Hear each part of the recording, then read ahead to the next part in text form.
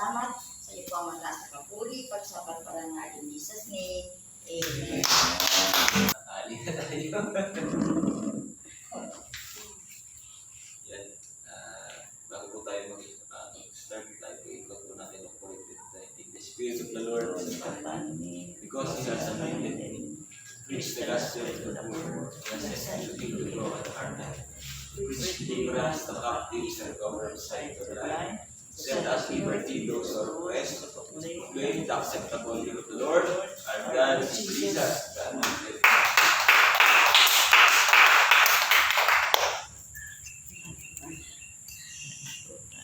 Yan, pagpapalad din. Pagpasok ko, pinapagawa ko, parang hindi ko pumasok.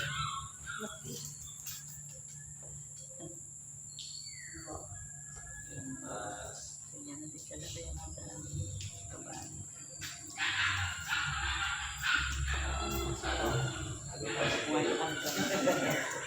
Ito, palakpak po natin ang Diyos.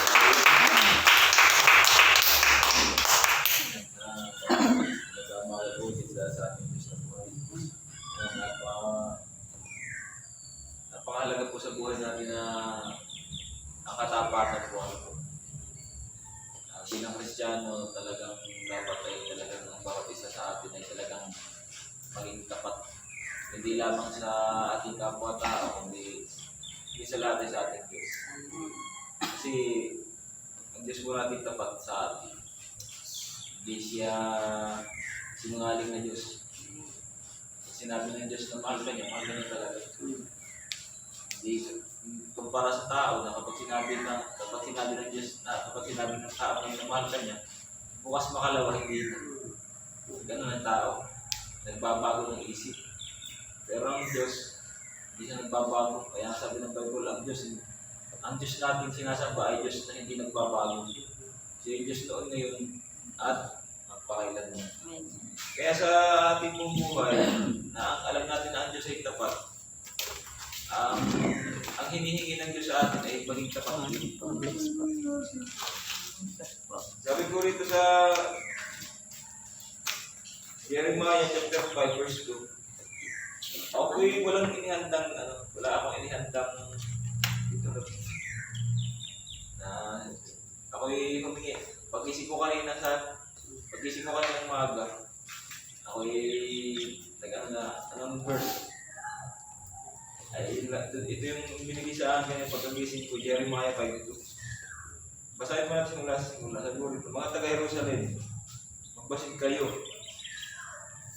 Ang mga lansangan ay libutin ninyo at buong paligid ay halugugin. Maghanap kayo sa mga pamilihan. May makikita pa kayong isang tao na tuwid at tapat kay Yahweh. Kung mayroon kayong matagpuan, patawad ni Yahweh sa Jerusalem ay igagawad. Sabi po ng verse 2, nanunumpa nga kayo sa pangalan ni Yahweh, ngunit hindi tos sa inyong puso. Sa inyo sinasabi. Ang hanap ni Yahweh ay katotohanan. Pinaparusahan niya kayo, ngunit hindi nito pinapansin na sakit. Nahirapan niya kayo, ngunit hindi pa rin kayo nagbago. Ayaw ninyong talikuran ang inyong kasalanan dahil sa katigasan ng inyong bibig. Sabi nga po kanina, ang Diyos ay tapat, pero bakit nga ba minsan tayo ay hindi nagiging tapat sa Diyos? Bagaman sinasabi natin na tayo nakakilala na sa Diyos, pero nato na minsan talagang hindi pa rin ginagawa. Oo, wala pa rin tayong ginagawa. Hindi tayo nagiging tapat sa pangako natin. Parang sa isang magkasawahan, kung sila'y nagsumpaan, kung sila'y yun ang nagkita, mahal nila isa't isa. Pero nung tumagal na, nung kasalid, patapos kasalid, yun, parang wala na yung pag-ibig isa't isa. Nalamig. Parang kape. Tayo mga nakakilala sa Diyos, minsan ganun. Nung unang-unang nakilala natin si Lord, talagang on fire. Pero bakit nga biglang nawawala? Kasi kaya nawawala, nahiwalay tayo sa hater. Minsan nalilibang tayo. Tayo ay nalayo dun sa pinakang dapat ay nagpapailing sa ating paglilingkod. Una-una, napapaliwala natin ng minsan. Napapaliwala natin ang salita ng Diyos. Kaya minsan napapabayaan natin ang ating mga gawain, ang pinagkatiwala sa atin. At doon, hindi natin nagagawa yung pinagagawa ng Diyos. Doon sa mga ganun paraan, doon natin na ipakita na hindi tayo tapat.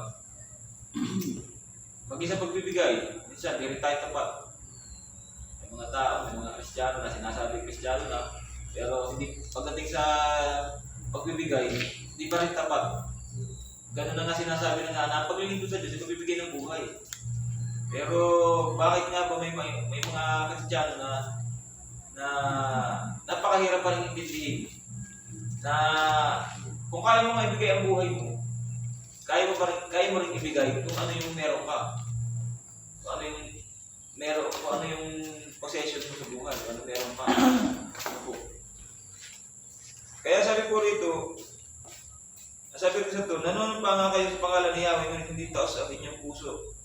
Sa inyong puso ang inyong sinasabi. Alam ng Diyos ang ating mga nasa puso. Bagamat hindi nakikita ng kapwa-tao natin yan. Pag tayo nagsasabi, hindi nila nakikita na totoo hindi sinasabi natin. Pero ang Diyos kita. Walang itatago sa Diyos. Ang hinihingi lamang ng Diyos dito, simple lang naman ang hinihingi ng Diyos sa atin yung magtapat din tayo sa Kanya. Sa lahat ng bagay, sa lahat ng ginagawa natin. Ano sabi nga, hindi masamang magtrabaho, hindi masamang gumawa ng gawain sa sanlibutan. Huwag lang gumawa ng kasalanan, siyempre. Kaya lamang, huwag natin kakalimutan talaga yung paglilingkod natin sa Diyos. Yun ang pinakamahirap talagang gawin. Na nating mga Kristiyano nakakilala na yung talikuran o iwan yung paglilingkod natin sa Diyos. Dahil napakahirap kapag lumayo tayo sa Diyos. Talagang magiging miserable ang buhay natin. Pero once naman na sabi rito na ipinakita natin tapat, sabi rito sa verse 1, sabi rito, kung mayroon tayong matatagpuan, patawad ni Yahweh sa Jerusalem ay igagawan. Sabihin talagang yung pag-ibig ng Diyos talaga ay ipakikita naman niya sa mga taong nagiging tapat naman sa Kanya. Di ba gano'n naman ang Diyos? Sabi nga, meron nga ibang hindi ko lang tanda. Kung yung tao hindi tapat, ang Diyos tapat pa rin. Kaya alam minsan na misinterpret ng tao yun, yung salitang yun na, yan, Diyos pala na may tapat, kahit ako gumawa ng kasalanan.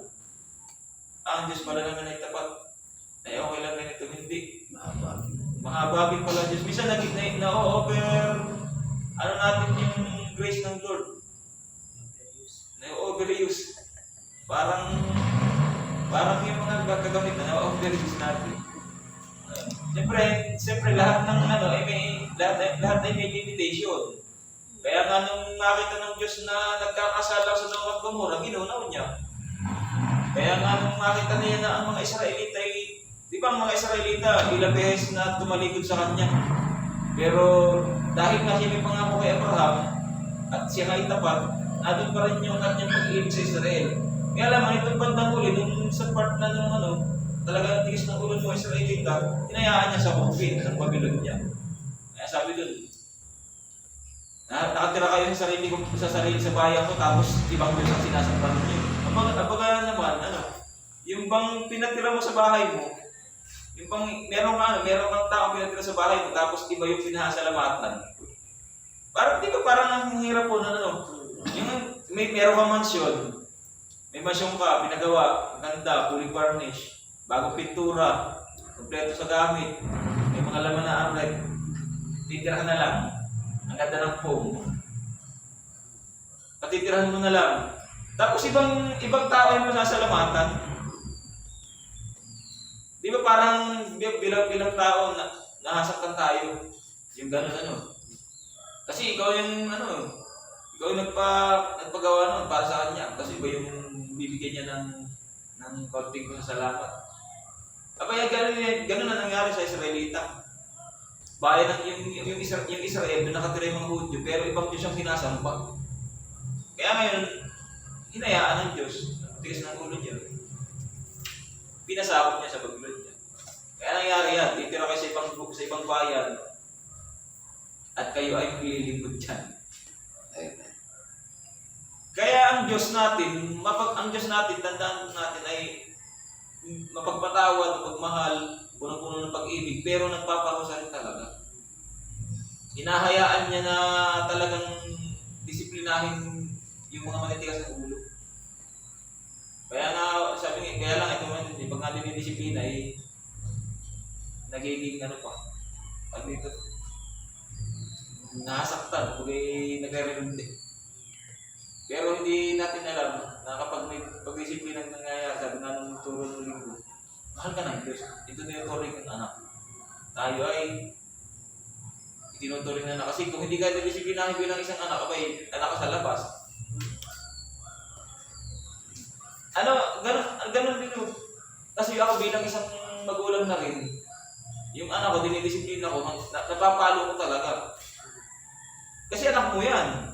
Meron kang napapalo mo, pero pag ibang bata, di ba hindi mo mapalo? Una-una, baka makasuhan ka ng check abuse na, hindi ba, yung meron mga ganun. Ikalawa, magagalit yung nanay niya, yung magulang niya, ba't papaluin mo yung anak ko? Ay, hindi mo naman niya anak. Pero tayo mga magulang, may anak tayo, kaya-kaya nating disiplinahin yung ating anak kasi anak natin yan. Ganon din ang Diyos. Wala siya pinangingilagan kasi anak niya tayo. Napakahirap nung hindi ka napansinin ng Diyos. O napansinin ng ating leader. Mas maganda ba yung pinapansin ka, pinasabihan ka, inire-review ka, tayo ay itinutuwid sa ating maling ginagawa. Mas maganda yun. Kasi, ibig sabihin, pinapakita lamang niya na tayo ay mahal niya. Mahal ang leader natin, mahal tayo ng Diyos. Kasi totoo lang naman, ang magulang natin dito sa mundo, madali lang talaga tayo dinidisiplina. Kasi bakit? Ay, uuwi din yan sa langit. Uuwi din yan sa pamalagyan na tahanan. Pero ang Diyos, hindi yan nawawala. Kaya ang Diyos talagang siya yung talagang may na nagdidisiplina sa atin. Kaya ang sinasabi lang puro ito, kinakailangan maging tapat lang din talaga tayo sa Diyos. Kasi gano'n siya katapat sa atin. Kung paano natin pinapakita sa Diyos na tapat tayo, higit namang ipapakita ng Diyos na siya ay tapat sa atin. Sabi nga, hindi natin kaya pantayan kung paano tayo ibigin ng Diyos. Kasi tayo mga tao talaga, nagbabago ng isip. Mamaya, ngayon, mahal natin ng Diyos, pero bukas-bukas, baka hindi na. Kasi nga, nababago. Pero, once naman na talagang totoong nakakilala mo ang Diyos, si Kristo sa buhay mo, ay hindi na mawawala yun. Hindi na mawawala yung pag-ibig mo sa Diyos. Doon naman makikita yung sinasabi ng mga apostol na, paano malalaman na ang isang tao totoong alagad mo sa pamamagitan ng gawa. Papakita mo sa Diyos na talagang mahal mo siya sa pamamagitan ng gawa natin. Sa pagiging tapat natin, ano man yung mga bagay na kinakailangan, pakita natin tapat tayo sa siyempre, iwasan talaga natin yung paggawa ng kasalanan. Kasi yun naman talaga yung naghihiwalay sa tao. Yung kasalanan yun. Yun hindi nagiging tapat, lalo tayo dun kapag tayo ay kapag tayo nakakagawa ng kasalanan. Hindi natin, pinapakita natin na hindi tayo nakakilala sa Diyos pag Kaya yun, tayo po ay maging tapat sa ating Diyos, unang-una sa Diyos, ikalawa sa ating mga kapatiran, sa ating kapwa. Kasi yun yung isang dapat maging karakter ng isang Kristiyano, yung pagiging tapat. Hindi sinungaling, hindi mapagbalat kayo. Ang tawag din, balat sibuyas ba? Balat kayo na nga. Kinakailangan ay talagang yung katapatan natin talaga ay higit sa katapatan ni Pedro. Na Panginoon ay kahit mamatay hanggang sa kasi hindi kita iiwan. Pero wag ka. Pagkatapos ng tatlong pilaro, tinatuwaran naman si Jesus. Pero bumawi naman. Yun ang maganda. Hindi naman masama ang ginawa niya, pero mas maganda doon ay naisip niya na humingi ng tawad. Laging may pagkakataon pa rin, may pagbawi. Hihingi lang talaga tayo ng tawad. At muling lalakad ulit para sa Diyos. Kaya yun po, palaman mo ng Diyos. Ang pamataan ang ulit pagsamba sa pangalan ng Jesus. Amen. Tayo po yung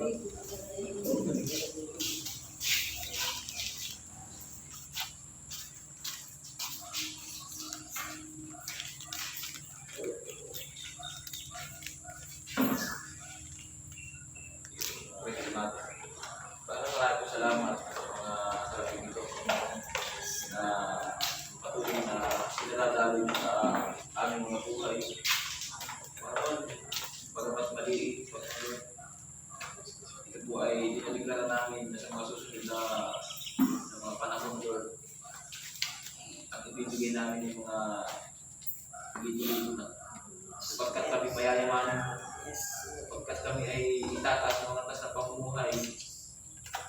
Ngunit hindi ka papayag, Panginoon, na malimutan ka namin. Tulad na, Panginoon, na sabi ni Agur, Lord, huwag mo naman kami, kung kami payayamanin mo, huwag mo naman kung kami hayaan makalibot sa iyo, Panginoon. Kaya Lord, patuloy na maging mataas ka sa aming kabuhay sa pamagitan ng mga salamin ito, Panginoon. At higit sa lahat, Lord, kailangan namin proteksyon na namumula sa iyo, Panginoon. At palagi namin maranasan sa bawat segundo, minuto, oras ng aming buhay dito sa lupa. Maraming po salamat sa pangalan ni Jesus. Amen. Sige po tayo po manalangin.